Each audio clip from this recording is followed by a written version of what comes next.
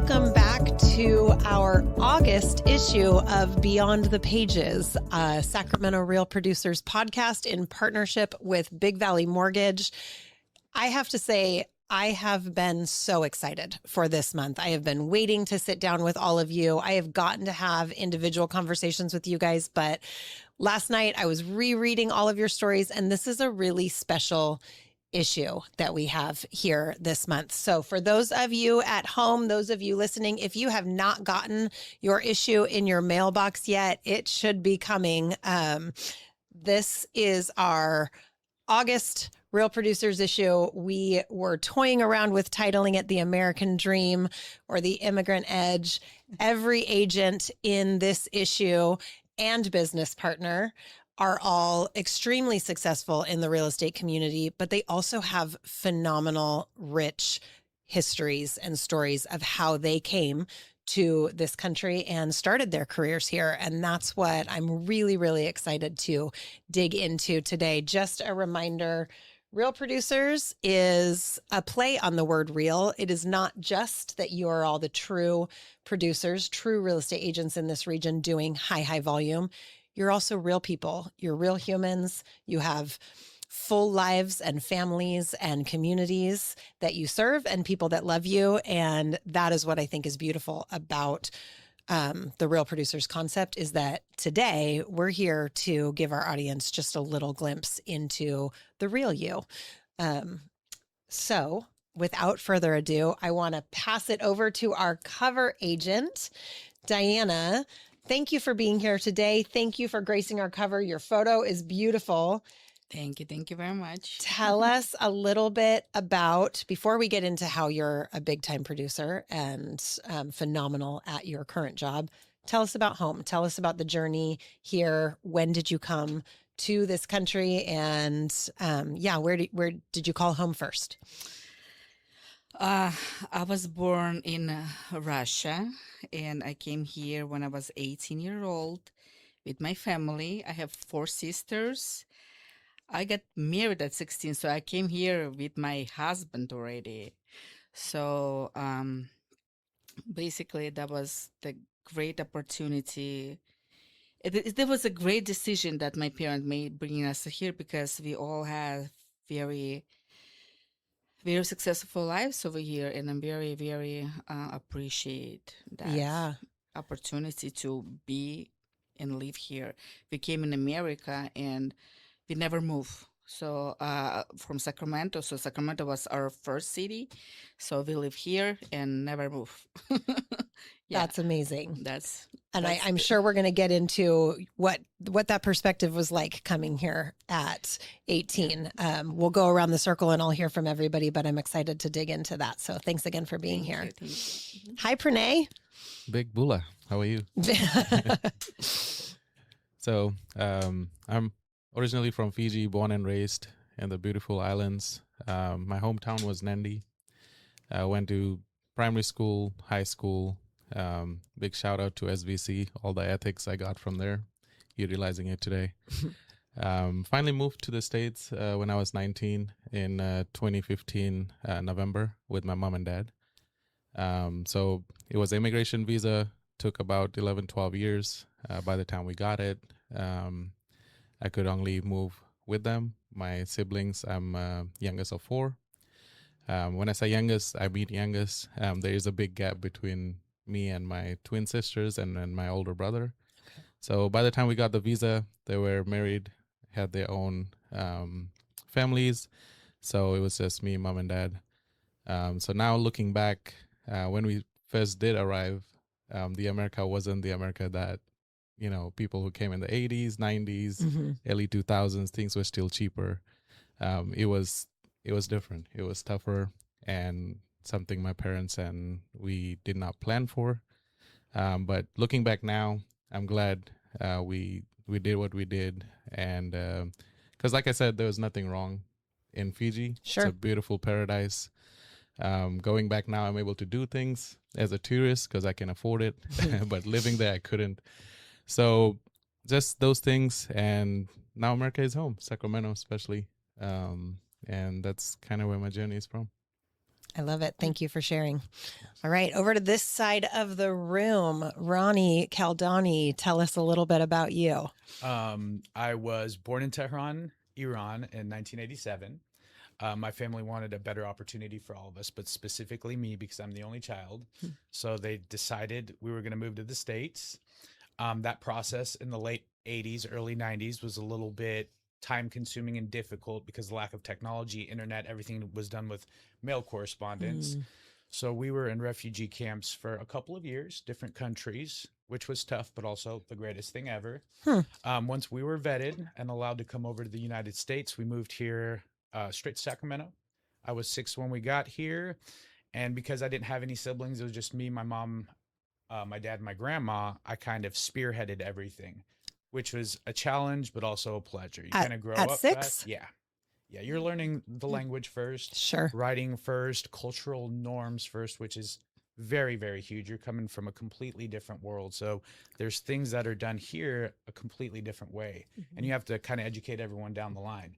But the pros and cons of that, at 6, you grow up really, really fast. So the childhood kind of disappears, but you mature a lot faster. Yeah, I can see that. I'm excited to ask you more about all of that. We'll get into it. Ready. Okay. All right, Miss Paris. Hi, I'm Paris Eghterafi. I was born in Isfahan, Iran. I moved here when I was 20 years old. Lived in Turkey for a year, the whole immigration system. So you had to actually go to a different country, wait there for your visa, and in order to actually get out and go to a country of not my choice, because we didn't have anybody in any country. So it was just a waiting process to see which country we would get assigned to. Interesting. And I guess we got lucky and we were assigned to United States. So we landed in Connecticut. A church sponsored us because we had no family or friends, and stayed there for a few months. We heard about the doors freezing and snow and all that, and we decided to move to California. So I found one friend in Sacramento, and we got a ticket, one-way ticket to Sacramento, and we lived here ever since. Yeah. Amazing. Okay. That's fascinating. All right. My name is Narcisa. I help my husband run our small business, Roseville Floors and More. Home before United States was in Bosnia. We immigrated due to the war. I think it was from 1991 to 97, and we came towards the end of the war in 96. We had a family member that came, I believe, before the war, and they sponsored us. We went through a big process as well. We went to the interviews. We had to prove why we're leaving, and we came in 96 to San Jose and moved to Sacramento in 2001, and we've been here since then. Yeah. Amazing. Okay, so tell me, and this is for anybody, as we get into it, I want you guys to ping pong off of each other and just chime in when you're ready. But the thing that stands out to me is how severely lack of perspective I am able to have. I love hearing your stories because it is something that I just can't picture from my own childhood. So I would love to hear from you when you are preparing to move your whole life, come over to a completely other country. And this is going to vary because you're going to go from 20 years old to 6. What are you picturing moving to America looking like? What are you picturing your life to change? And then what was the difference or similarities when you got here? Did you have somewhat of an accurate picture and it kind of went the way that you thought, or was it completely different? It was amazing. Okay. Tell me about that. Because whatever I see here, it was like I'm in a movie. Everything was so different than my country. When I came here, I didn't even have a phone over there, like cell phone. we have that stationary phones at home, like you need to put the numbers and stuff like that. So everything was like, wow. Even going to McDonald's, that was for me like like like a huge event. Yeah. So definitely America amazed me, and I came here. I'm thinking, okay, I am going to become somebody here. And I tried my hardest. Yeah, but it amazed me. The first car, first cell phone, restaurants, food, and we don't have that much in Russia, especially at that time. It was very tough time. So you felt that there was opportunity, and that stayed true for you. You felt like, I can do this. I can become somebody here. And that, was there a time when that didn't feel true, or all the way through your belief just stayed strong even through, I know you can tell us about your first job. I was scared. Yeah. I was very, very scared. I don't know this country. People speaking different language. I don't understand them. They do not understand me. I remember going to Walmart, and I don't know how to explain what I need, but I was like picking and, like saying just a combination of words to explain. But, I think this is why I got so strong, because I go through these difficult times of the life. It changes you. It forms you. Definitely. Yeah. It definitely. And that's the edge that we're going to talk about and get into. Anybody else want to share? Yeah. I think for me, yes, those things were similar. Just having access to everything. However, back home, my dad was a businessman at some point in his life, so I've seen the ups and downs, and America was a restart for all of us. Just seeing him, the lifestyle we had, he would drop me to school, pick me up. From that to like when we kind of had nothing later on in life, where I had to go to school in bus, just life changed, and that humbled me a lot too. And then America came by, the visa situation. It was I always call it a restart, because it gave me and my dad both the opportunity to, hey, this is a country where what would have taken us 20, 30 years back home to redo, it takes you less here, but you have to put in the work. Okay. So from the day I got here, I stayed with a family friend, and then my grandma, like I said, sponsored us, and just seeing the hustle of all the families that have been here. There were landscapers. Everybody had a side hustle. So, we didn't move with much money either. So any weekends, any days, we'll get just landscaper, and we'll just pick up any type of jobs on the side. So those things in the beginning, couple years, kind of looking back, and, I would just think like, hey, I think my parents had a better life back home. Just coming here, seeing them walk at this age, and even myself, it was difficult. But then I also had heard stories of other people with similar stories as mine, and seeing them, 5 years, 10 years after where they are now, I always just told myself like, hey, everything will play out how it's supposed to. So yes, McDonald's, in Fiji, we only had one at that time, and it was in my town. So it was like a birthday thing. We won't have it just for lunch or dinner. It's your birthday, you call your parents, hey, can we get a Happy Meal? So yeah, it's a big deal back home, but here, everyone, it's the cheapest food out there. So those things I can, resonate with her. Just the smaller things in the US just makes you so much happier as a teen too. But you need the money for it as well. Without, financially being stable, yes, there is everything available, but you really can't enjoy it. So that's kind of my experience. And then, as life went by, I'm doing things that I couldn't when I was a teenager, when I moved here, because early 20s, I had to take on a lot of responsibilities. And here I am today, like just doing those things and enjoying life more. But this is the country to do it. That's great. Okay. For sure. Country of opportunity. Yes. You know, Yes. anything you do here, if you put in the work, you can be successful. Mhm. There's so much opportunity back home. I mean, I understand it's a, you know, country that went through war, but there is not that many opportunities as Yes. there are here. People work 5 times harder, but they don't get Mhm. the same amount of money at all. Like, so they'll work 12, 13 hours, 14 hours for such small amount of money. And sometimes when I complain, I feel guilty. I'm like, you put in the work, but you also have all the opportunity and you are able to give your children a good life.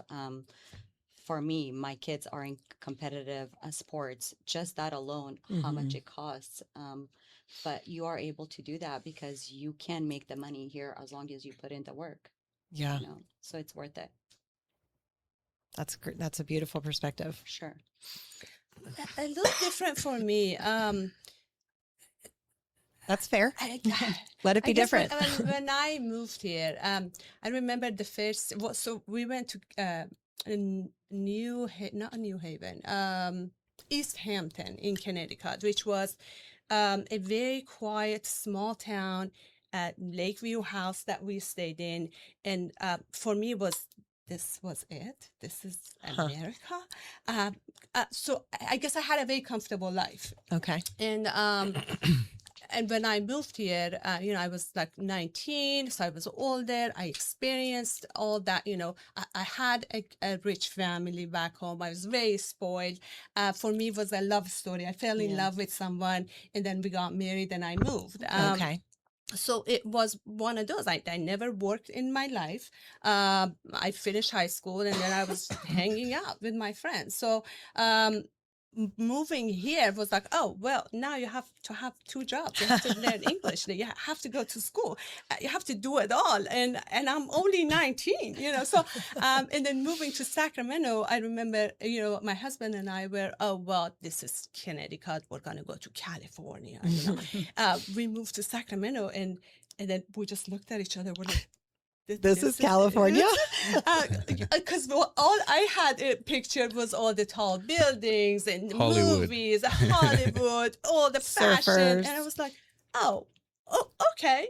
And we adjusted. And of course, you know, the first 5 years is like you miss your home and you want to go back and all that. And life is difficult because we didn't have any money. We didn't speak English. So it was difficult. Sure. But then you go through the journey and then you're like, I can have whatever I want to have. And then it goes back to what you said. Today, well, I mean, Iran has changed over years too. And I feel like this is like the bottom line right now for people. They work very hard and they can't even have the smallest thing that they want. So I feel very blessed. But the perspective when I moved, no, very different. Yes, Yeah, absolutely. I'm so glad for you saying that because I would never want to paint just one picture. No, you know, it's every person's experience is going to be vastly unique. So thanks for sharing. And then 6-year-old Ronnie running around the refugee camps in all of Europe. Please tell me. Around. Now, so I guess, my experience is a little bit different than everyone else's because, you know, for the first 4 years of my life, I was in Iran, but for the next 2 years, I was in refugee camps. By the age of where were those? Austria, Turkey, and back then Yugoslavia. Okay.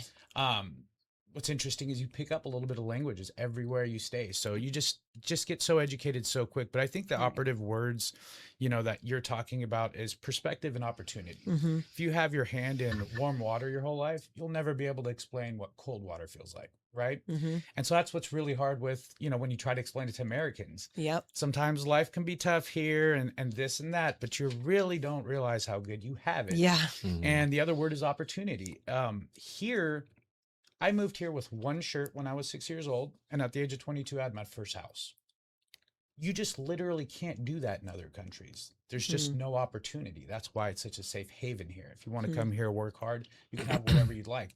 Now, do you have to work really, really, really hard? Yes. I had a full-time job at 15 and I've never stopped working. Yeah. But, you know, that's the things. In other countries, people work so much harder for so much less wages. But my perspective of America was, you know, it's a kid. I'm a kid. So it's like, I moved here. Everything was great. Cartoons, kindergarten. It's the 90s, the best time in America, in my opinion. You know, it was 100%. yeah, just absolutely amazing. You're outside hanging out with kids. By the age of, 1 year in school, you've learned the language. So it's just a blessing. And for me, it's just nice to have my family here because we're safe, we're sound, and we got a great opportunity at life. That's incredible. I do want to talk about that perspective. Like, now let's move into you all had lots of different jobs. You found your way into real estate. How did that happen? Tell me how you found yourself into real estate or becoming a business owner yourself, owning Roseville Floors and More. What was the journey into now I'm going to do real estate? I'm sure none of you, when you were first coming here, were like, I know, I'll sell homes to other people in America. So how did that happen? Well, I'll start us Yes, off. That's please. funny you say that. My mom told me at like the age of 9, she goes, you're going to sell real estate. Oh, funny. So I kind of always in the back of my mind, I knew. But for me, I was always in the service industry. I started at an Iranian restaurant in Sacramento, moved my way up to Folsom, worked at Fats, Land Ocean. I was doing it for about 18 years, ran all the nightclubs in Sacramento. I met my broker at Fats a long time ago, like 20 years ago. And she goes, hey, one day you're going to sell real estate. And when you do, come work with me. For me, it was just such a natural transition because in bartending, you have regulars. These are people who continuously come back to you or send people to your bar. It's the same thing in real estate. You serve your clients, you serve them well, you treat them like friends and family, and they send you friends and family. So for me, it was a super, super easy transition. But, last year I hit the top 500 list, but I was still bartending till like April. So it was a huge transition for me. It was a giant leap of faith, because I've always been used to bartending, fast cash, a bunch of money on hand. So it was a big sacrifice, but it was a blessing and it was worth it. Yeah. I love that. That was a great synopsis. Anybody else? Yes, me. Yes, me. My first job was I work as a janitor in a family fitness, not a family, 24-hour janitor in a 24-hour fitness. Yeah, janitor, 24-hour fitness. And at the time, I was pregnant with a huge stomach. I was working in a cleaning appliances and stuff like that. So that was a very hard moment of my life. But I know we need to do that because we need to pay rent, we need to get cars, blah, blah, blah, blah, fast. We need to move very, very, very fast. So, and then I changed so many jobs. I work in a restaurant industry. I work in a marketing, and I end up working. I have my beauty salon at one point of my life. You worked in a beauty salon or you owned a beauty salon? I owned a beauty salon. Okay. And I work in a beauty salon. Amazing. Also. So, and so what took you to selling houses? So I end up in a Elica Health Center in a referral department. So I'm sitting there doing referrals for the other people. And I'm sitting there thinking, okay, that's it. I'm gonna die here, and nothing is gonna change ever in my life. So I was driving in a car with my family and my son-in-law, my future son-in-law. At the time, he was just a boyfriend. So my son-in-law said, Diana, why would you try yourself in real estate? I think you will be great. And at the time, we were already purchasing like investment properties. I'm doing some rent here and there, and I'm thinking, wow, it was very like excite me. Mm-hmm. And so I said, okay, let's try. And I remember driving to the exam thinking, praying, say, God, if you're gonna let me pass this exam, because exam is not easy. Let's face it, it's hard. If you're gonna let me pass this exam, I promise you be a good girl. So, and I did pass, and I was like, whew, it was like huge change in my life that later on affect my life in a very good way. Yeah. Yeah. Mm-hmm. That's great. Oh yeah. For me, if you have read my article, I kind of threw it in there.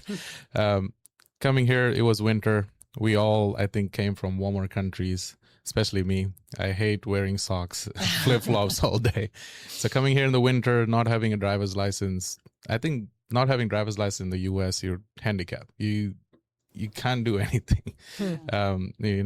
So being here, I was just Googling things. I was pretty smart kid back home. I had scholarships that I, said no to move here. So it was in my head, no more going back. Like I said no to everything.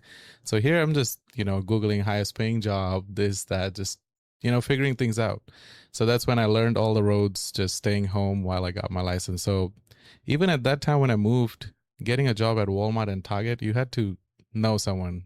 People would just say, hey, apply online. I go online, there's thousands of websites.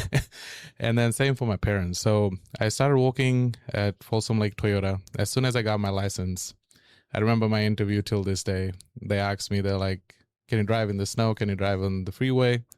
Yes to all. I've never seen snow. But eventually, learned that job. And then there was a warehouse job that I interviewed for the same time with my parents. It was hard for them to get jobs. So they didn't have their license, same issue. So I was like, you know what? I don't have friends. I don't got anything else to do. I'll do this job with you guys too. So now I'm working 7 to 4:30 in the morning, doing the Folsom Lake Toyota job, and then at night 7:30 to 4 a.m. with my parents, just because otherwise picking, dropping, it'll make no sense. I was making money. I got used to it and did that for 2 years. In the middle of that, like I said, I was still doing landscaping, meeting people everywhere I go. And I started kind of working for this company which would flip properties and, do little handyman type of work. Mm-hmm. I think the person who approached me kind of saw what I could do. And I was open-minded. I could dress like this, but still paint a house, cut your grass, and still do office work as well. So all-rounder. So I did that for about 6 months, and that's where, like I said, I was sharp. I was looking at the documents, all the escrow documents, the final net sheets. I was like, man, there's a lot of money in real estate. Huh. And I wonder how people do it. And I always liked how realtors dressed, what they drove, just their lifestyle. Sure. And I got my license, and I was only 21 at that time. I left that job, went back to school, and just had my license on the side. I would drive Uber, Lyft once I turned 21 and hand it to my whoever I would drop. I know they would not buy a house from me because they're like, what are you doing driving Uber if you're, if you're successful? Did that, went to Sac State, still had my license. So first 2 years, I didn't produce as much, just kept it, but learned the business a lot. Mm-hmm. Anyone I would, find in the industry would talk to them. I didn't even have time to do open houses because it was like saying no to cutting a $200 tree, then standing at an open house for, half a day and not even guaranteed money. So with that, just over time, things changed. The community got to know me a little bit more, and I got older too. Nobody would trust a new immigrant at 19, 20. And the metric system's different here too, back home, so I had to learn all that. So yes, just that one particular job kind of pushed me into real estate. And then I just built myself from there into what I am today. And like she said, no looking back, it has changed my life in every way possible. Yeah. And now I'm getting to a point where you have said you hit top 500, but you still had your full-time. So I still have my full-time right now, but I'm getting to a point where I think I can leverage real estate way more because the amount of tax you pay too, it kind of outweighs everything. Yeah. Do you really want to keep a job or not? Mm-hmm. So that's where I'm at. I love that. And that's kind of how I got into real estate. So I want to give anybody else a chance to chime in, but I'm curious your perspective. I hear this common thread through those of you that have answered so far, that there is just this attitude and perspective of like, I can do that. I can learn that. I'll try this. I'll do that. Let me look up what's the highest paying thing and I'll just do that. And not to completely blanket statement unfairly American teenagers, but I have 5 of them from 13 to 21. And I don't want to be unfair to my own kids. I do think they work hard, but there can be, and you've got almost teenagers, right. There can be a sense of like, I went and tried to find a job. I can't find a job. Nobody's hiring.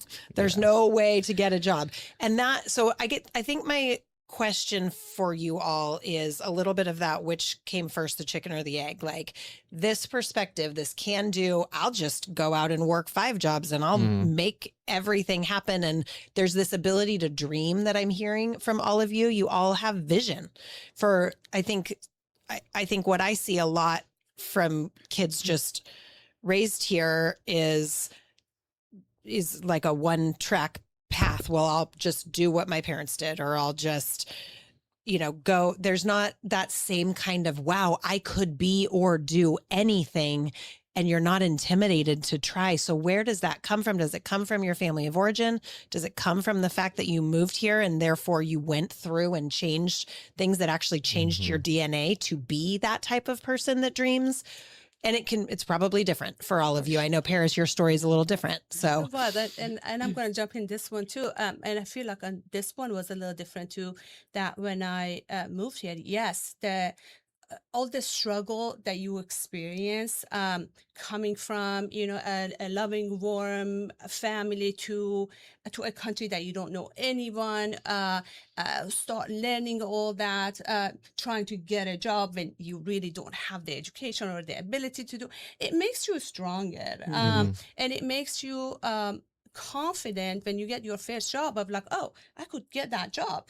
And literally, I remember 3 years after I got my first retail job, I became the store manager, and I could barely speak any English, and I was the manager managing a whole 17 people. I had to do inventory. I didn't know how to do inventory, so I had to like literally borrow someone to teach me how to, but I was making the money. So it always, I feel like it just boosts your confidence to be who you are today. For me, it was like my mindset was just work hard.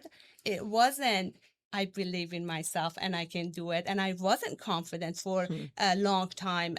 My whole goal was like, oh, I'm going to have 2 jobs. I was going to school. I was getting my finance degree. And it was like, one day I'm going to get that Intel job. One day I'm going to do that. And then, all of a sudden I lost my house in 2008, and then, met people. They were going to auctions and buying those homes and selling those homes. And I just got interested in real estate, started real estate. But my first year, I think I sold 1 house and I made $3,000. I think the house was like $90,000. They kind of handed it to me just to motivate me. But I feel like, people believed in me.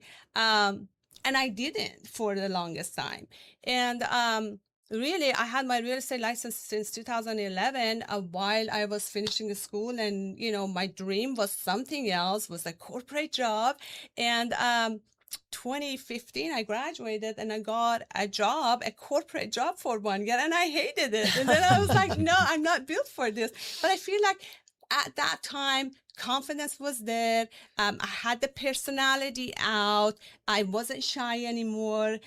The transition from be someone who doesn't know anyone and is shy and is not confident to become someone who was like, oh, sky is my limit. I can do whatever I want to do. Then I became the top 500. Then I was like, well, I want to be the top 100. Then I became the top 100. Yes, you did. Is it going to be the top 50 next year? I don't know. We'll see. But it's just the mindset, this struggle that I feel like made us who we are. And, sky's the limit. I think to answer your question, a lot of people think it's instant. Like you get into something, you're going to see results right away. And that's a lot of people that I've been around too, who have got into different fields and then just give up too early. So just like she said, she got in the top 500, made it to the 100, and now she's targeting something higher.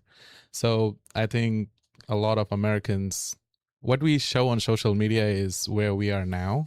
But when we were getting there, borrowing someone else's car to show a house, depending on the type of clients you have, those things we really don't put out there, right? Going to fix something at a property which, the deal will break if you don't do it yourself, or hiring someone. But at that time, extra 500 in your pocket means more than, 1 hour out of your planned day. Yeah. So I think the instant, results sometimes don't happen in industries like this. And similar with any job, Right. you have to start with all the jobs we had. kind of from the bottom and work your way to a manager or, owning your business. I'm pretty sure your husband worked under someone, learned the trade. For sure. And, Yes. and now you're doing what you're doing. Exactly.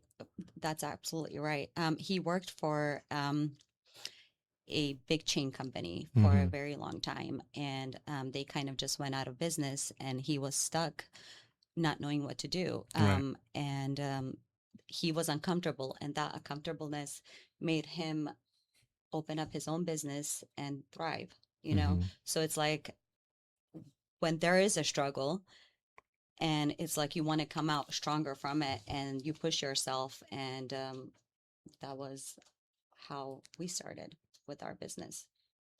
Yeah. And kind of piggyback on that. For me, the best plan A has a great plan B, right? But being an immigrant, there is no plan No B. plan B. That's right. It's plan A until you get it done.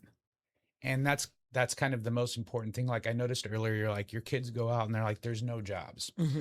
We come from some places where there literally are no jobs. Right. Yeah. Right. And kind of, it's a blessing. If you were born in America, you got to eat, sheltered, school, all of that. So it doesn't make you soft. It makes you blessed. Right. But for some of us, we've been calloused.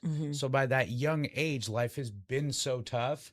We don't have excuses at 14, 15, that just doesn't exist, because like my parents cashed in all their chips, like one t-shirt when I got here, all of it. So in the back of my mind, failure is just simply not an option. If I have to work 12 jobs, I easily will. Yeah. So I just, the lack of a plan B, I think, is a huge, huge motivator for us. Yeah, that's good. Talk to me a little bit about, we joked about it before we started recording, but learning the language and the accents. Is there a point at which what was that originally? I don't want to assume. Was that originally like an insecurity in working, trying to get a job, or specifically in real estate? Has it become an edge in serving a specific community and being able to, be multilingual? Tell me what your experience was that. When did that change for you, or did it? It's still challenging. Still challenging. Okay. Still challenging until this moment. But we're getting better. Yes. Every deal we're getting better and better. Okay. Do you have specific clients in the Slavic community that this has allowed you to earn trust and you can serve them better through their language, or has that not really been the case? Because I'm Slavic speaking real estate agent, Right. Majority of my client Slavic speaking community. Right. It's not like I'm trying to discriminate any other, but for some reason, no, this is working out for me better. So majority of my time I'm speaking with him in their language. Yes. Either it's Ukrainian or Russian. By the way, I came in America. I do not know Ukrainian at all. I live here 26 years and I pick up Ukrainian here. That's crazy. But anyway, but so it's still a challenge. You can still feel insecure at times, but I would say you have the best ability to serve your Slavic community, and for them to have somebody advocating for them for home ownership and explaining everything in this country in their language is a huge, huge gift, and has to be part of the contributing factor to your success, the ability that you have to serve them better than somebody who's trying to do that and it's not their native language. It's definitely a huge benefit that we speak the same language. Also, I understand them because we are basically born in the same country, and I know their needs and I know what they're looking for. I know maybe 80 to 90% of the Slavic people do not like property with HOA. Okay. so I'm trying to avoid these situations over here. So I feel them, and they know that I am doing everything for them to get them the best deal ever. And that is a perfect point. So I brought up specifically language, but there's so much that is not language, that is culture, that's not even able to be spoken, but you can tell the difference and you can interpret. Yeah. No, So feel free to share about that Same too. for mine. I feel like Sacramento, it's different cultures everywhere. And I think that's the main reason why people like me and you in this room are thriving here, is the trust we built in our communities with speaking our language and the culture. We know what they eat, what they speak, what times they like to see homes and certain things.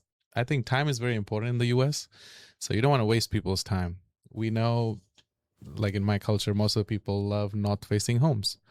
So I do those research for them beforehand. If somebody passed away in the home, those are big deals to them. Okay. So rather than, making them take time off from work, because I came from the same background, taking an hour off when you're newer to the States, that $20, $30 matters a lot.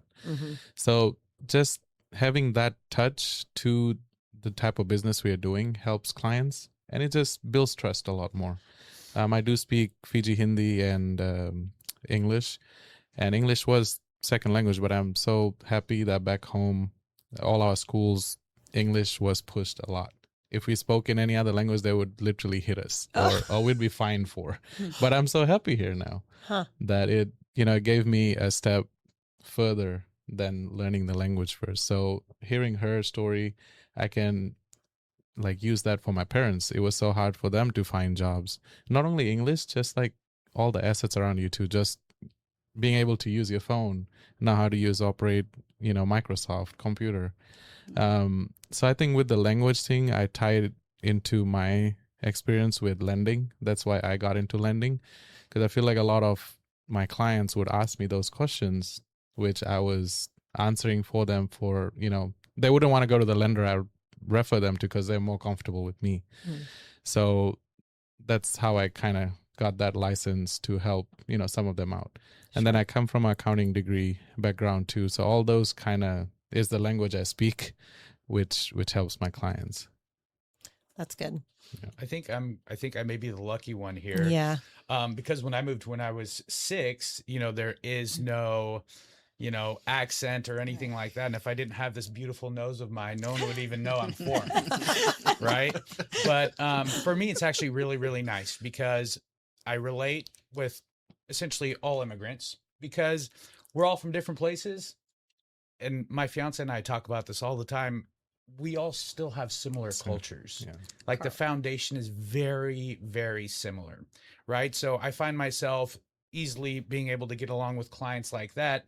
But then I've been so Americanized. I moved here, when I was 6. So there's no issue on that end either, which I'm very grateful for. It's just a blessing. But everyone in my family has an accent. I'm the only one. So it's kind of nice. Gotcha. Mine only comes out when I'm nervous. But, okay.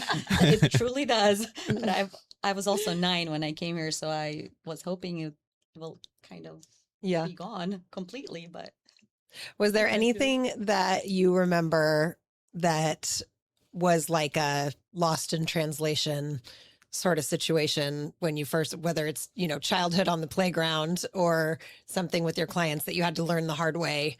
This could be literal language lost in translation or cultural language lost in translation. Anything you can think of? Certainly. Always. Yeah. When I'd spent my whole life with my mom, my dad, my grandma, I'd never left their side. Obviously, you're not leaving their side in the refugee camp. When we moved here, like the second weekend, they put me on a yellow bus and send me to school. The type of panic and heartache you have, and no language. So I just walked into kindergarten. The old peace sign, so, but that molds you into who you are. For sure. I want to see a picture of little Ronnie giving peace sign to his kindergarten teacher. That's a universal sign. I embraced it. I always have, and I always will. I love having an accent. It just makes you a little different, So it always worked out for me. And my challenge now, so yes, I'm serving Persian and Afghan community now. But challenge is to actually, get to the white community, I like that.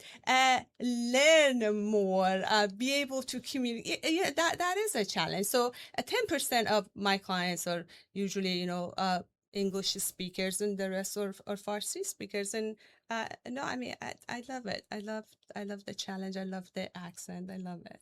Yeah. Right. Anyone remember any other stories lost in translation? I wouldn't say real estate related. I mostly do business in English, but then, Hindi comes here and there. But I would say when I moved here, just pronouncing some of the food when you go, from the menu, because you try Sure. different cultures.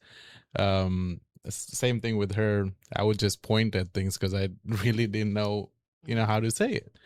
Even at Taco Bell, you just say, hey, can I get a number 1 or 2? So those things, I kind of say it in my head first before I say it out. But now we have Google, we have phones on our fingertips. But before, I could only imagine how you guys went around with maps.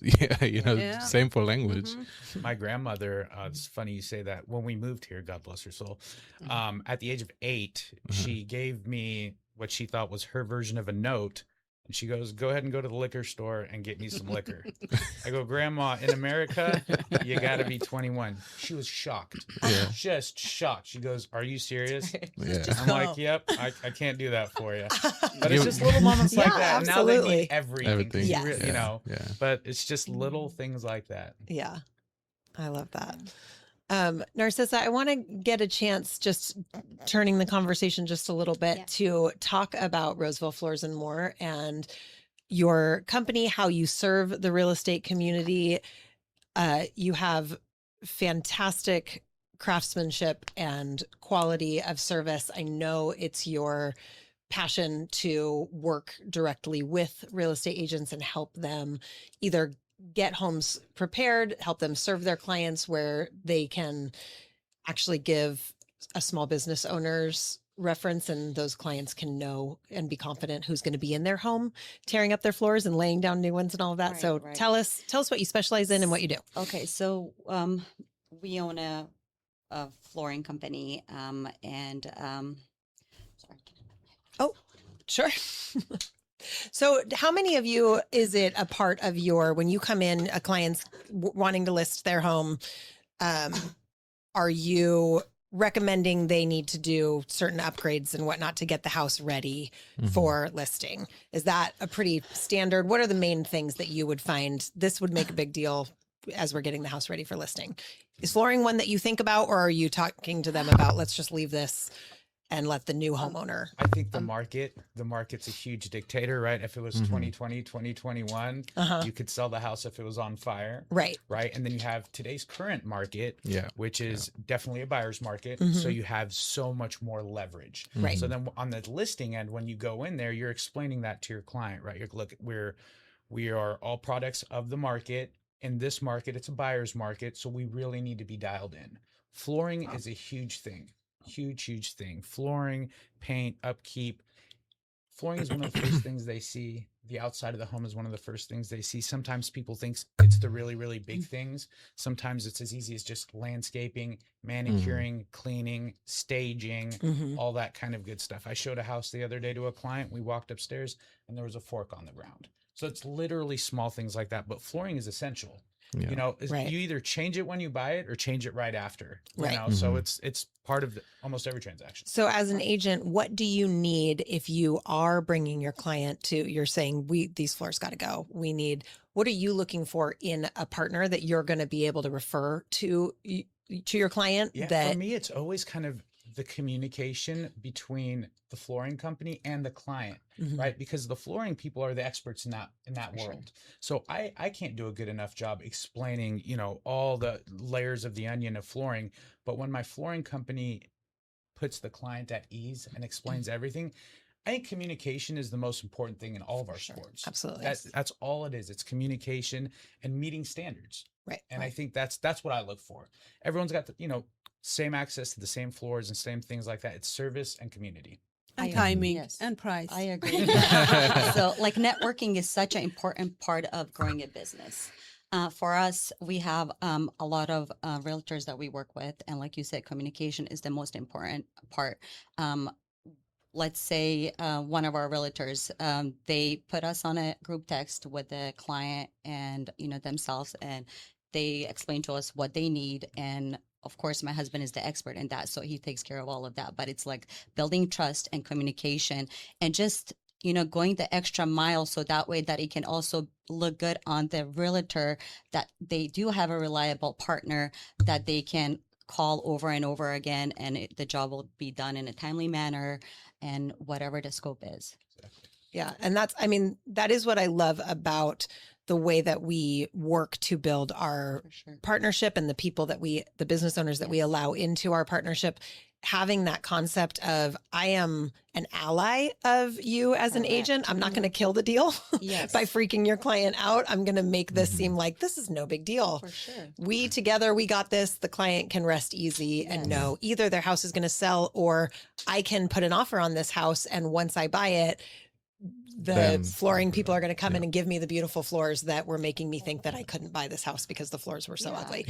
So having that relationship where, Ronnie, you could text on the side and say, hey, they're kind of panicking about the floors. I'm going to connect you, and you make them feel good, about it, and let them know that we've got them and we can take care of them. I think for vendors, for me, is coming up with options for me, not me telling you, hey, this is what we can do with this. So sometimes things that we, like you said, we're not professionals, and sometimes the vendors, what they recommend, you're like, I didn't think of it that way. So it was just my example. To the houses that I have, both of them, I kind of got fixer-uppers and fixed it. So that made me learn a lot of things, like things that before I would think would cost too much, it literally is not. So even if a vendor is trying to, fool you with overpricing, you can kind of catch them on there, like, hey, it's not really that much work, or vice versa. Right. And sometimes they give you options. They're like, hey, if you want to go a cheaper route, we have this. If you want to, really do it. Yeah. So that we kind of have helps. realtors that we've been working with for a very long time.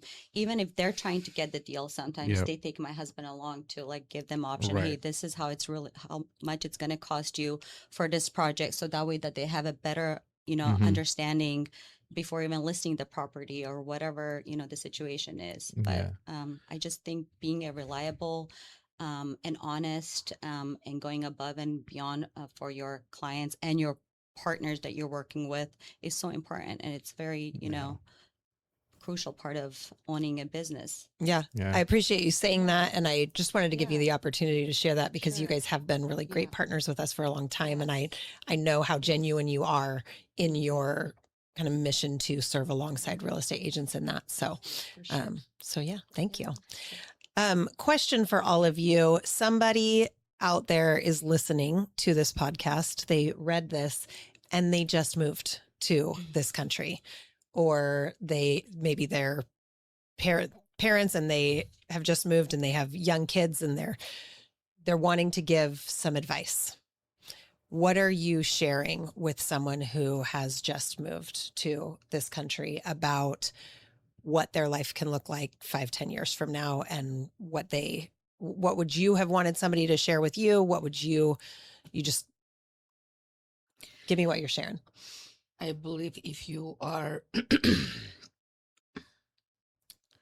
working hard, you can achieve any goals here. It's a beautiful country for that. Don't be scared. Just put the goals and just fly to them. Fly to them. Yeah. I love that. Yeah. Don't be scared. Fly to your goals. That's great. Exactly.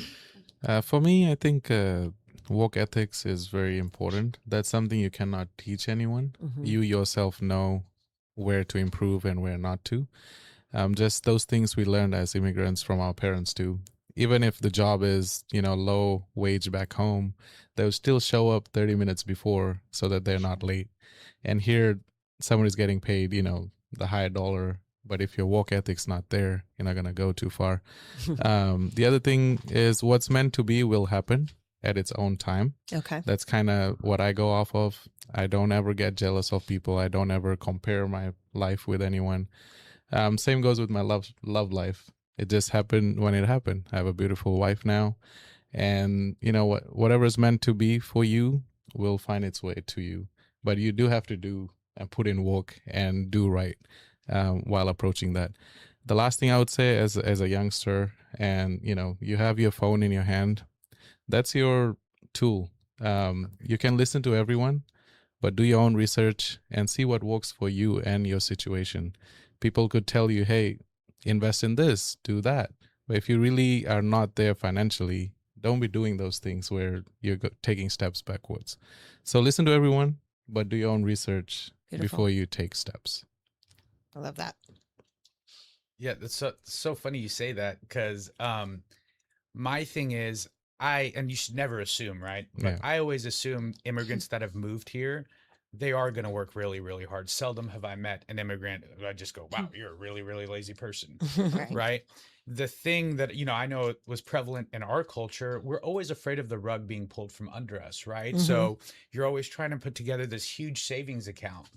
One thing I wish I knew, you know, earlier in my 20s that I've just discovered, it's good to have that savings account, but it's better to have the money work for you, right? That's how you grow wealth. You know, getting 0.02% from a bank is nothing. So it is kind of piggybacking off what you're saying. Definitely be educated on what you're investing in, but realizing, you know, 50 grand in a bank account sitting there for 2 years, that's not the way to grow wealth in America. Where in other countries, like where we're from, that's a nest egg. You're good for a couple of generations. For sure. You know, it'll take care of everything. You probably already own your house, everything like that. But here it's just, you know, we do it to high schoolers too. Like high schoolers in this country don't learn anything about taxes, finances. When they get out of school, they don't have no idea what's going on. So it's very similar to when immigrants move here. Okay. That's good. Yeah. I say set goals. Because everyone's goals is different. Because we're talking about working hard, you know, American dreams, but again, people just have different goals in their life. One thing I learned when I moved here was work on your credit. Protect it. Your credit would get you anything you want in this country, and that's a very important thing. Work on your credit. Don't be late on anything. And you're absolutely right. The culture that I came from is all about saving money, and you're proud to be debt free. Whereas you learn it in a long way of like, no, actually having debt would make you successful. So, so those are the three things. Yeah, invest. Don't save as much. Save a little bit, but yeah, set goals. That's great. I would say the same. Save, invest, and make sure everything, whatever you choose to do, that you do it, you give it your 100%, and you stand out and you go above and beyond, whether that's in a customer service, whether that's a regular job, whatever it is, just work hard. I love it. Okay, you guys, we have come to nearing the end of our time together, but it is actually my favorite part of every single one of these episodes that we've gotten to do for Sacramento Real Producers. I call it the Fast Five. It is nothing to be scared about, but you are going to have to answer quickly off the top of your head. I will not ask any incriminating questions, I promise. No, these are just to have fun. It's going to wrap us up. We will start over here with Praney. We'll go this way and end with Ronnie, and then I'll ask the next question. And I always want to be a good sport, so I will chime in with my answers as well. But yeah, just give us what comes to mind when I first ask, and we're going to have a little bit of fun with these. All right, Praney, over to you. A word in your first language that you think everyone here should learn or know. Teach it to us. I would say bula. Bula. It's a greeting. It's not in my language, but back in Fiji, as soon as you get out from the airplane, you'll hear a big bula. So it's just knowing that you could fit in anywhere in Fiji. So is it like it's hello. Aloha? Yeah, aloha. There you go. So bula. Yep. Bula in Fijian. In Fijian. Beautiful. For me, the world, I don't know why, but when the people meet Russian people, they always ask how to say thank you. How Okay. to say thank you, Yes. which is spasiba. Spasiba. Spasiba. Yeah. All right. Thank you. Yeah. Beautiful. And mine is zdravo, which is hello. That's hello. Stravo. Zdravo. Yeah. Okay. I'm going to say befarma. Welcome. Welcome. Okay. Befarmo. I'm butchering that. Perform. Say it again for us. Befarma. All right. Say it so nicely. I know it's beautiful. Yeah. So I speak a little bit of Farsi as well, but my language is Assyrian, and it is an ancient language. Same time as Jesus, so we don't have a lot of words. I wish we had a word for referral, because that's my thing. Yeah, right? that's a good one. That would be really, really good. But I'll go with beta, because it's easy to say, and that just means home. Okay. Oh. Beta. Love it. I love it. Thanks, guys. That was fun. All right. Most beautiful place you have ever stood. You've been to 14 different countries. So Let's start with him. 17. I can't Let's wait start to. with him. Okay, we'll start on this side.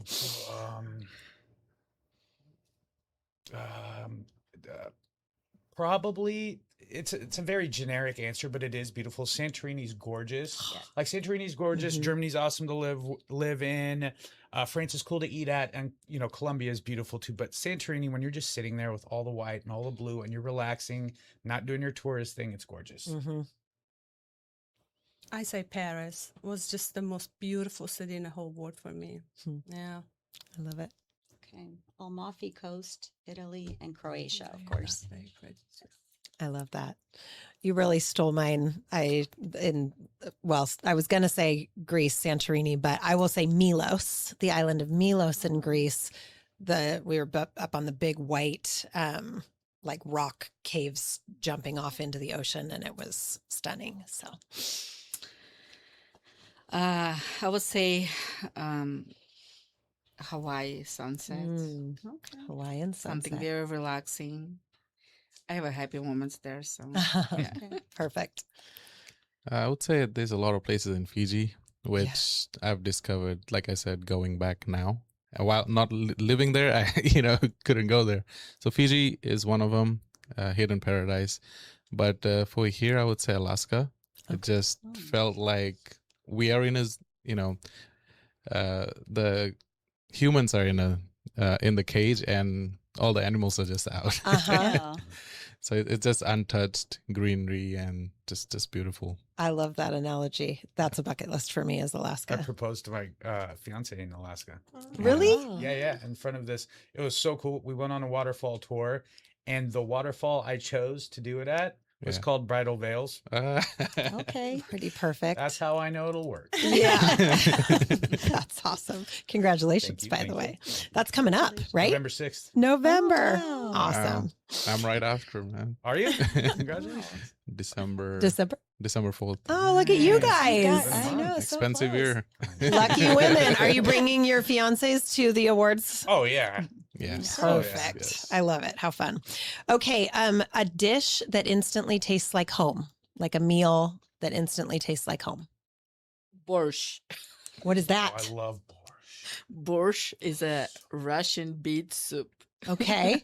Russian beet soup. This is like most popular food, I guess. And piroshki, Oh, yeah. Piroshki.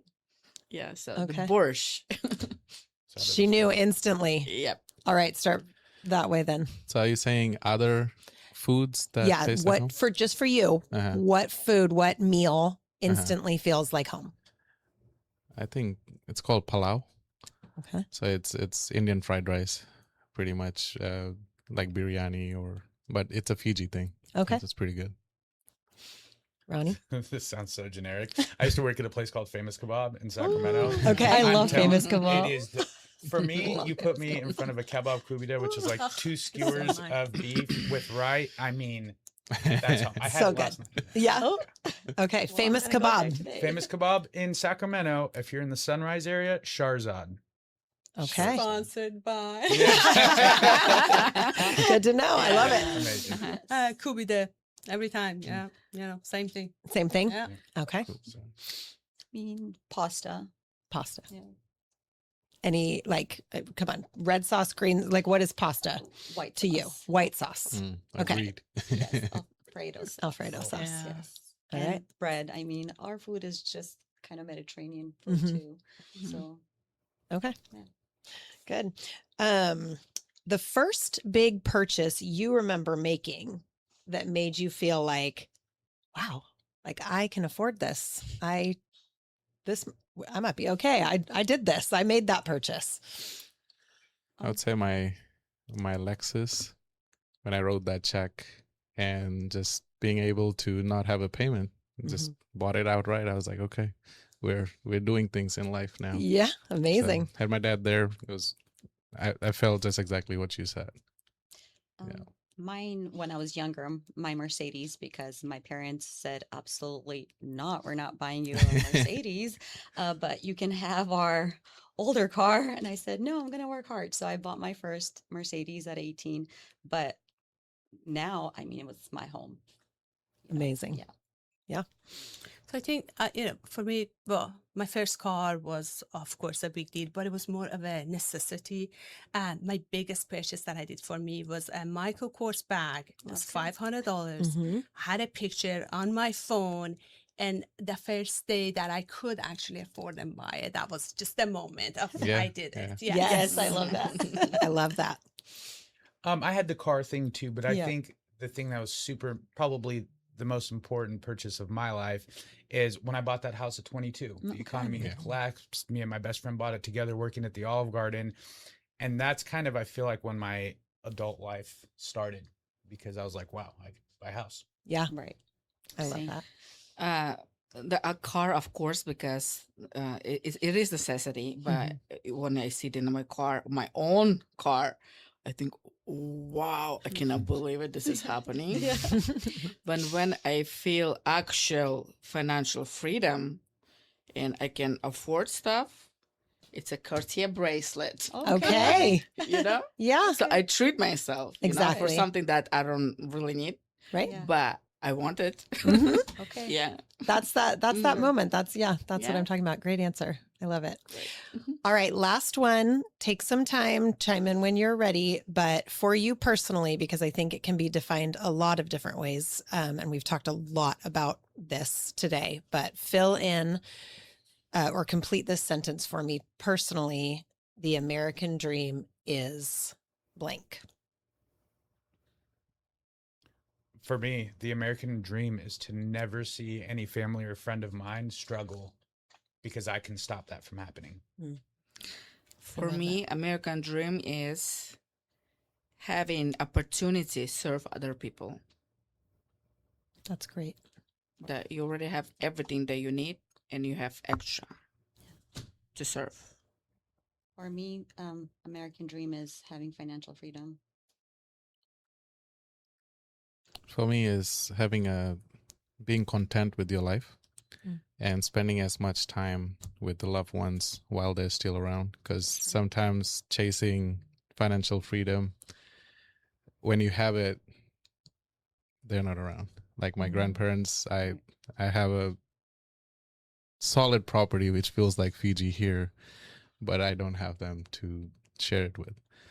So I think that's big here. I feel that. Yeah. For me, it's doing what I love and enjoying every second of it. Love it. Yeah. That's great.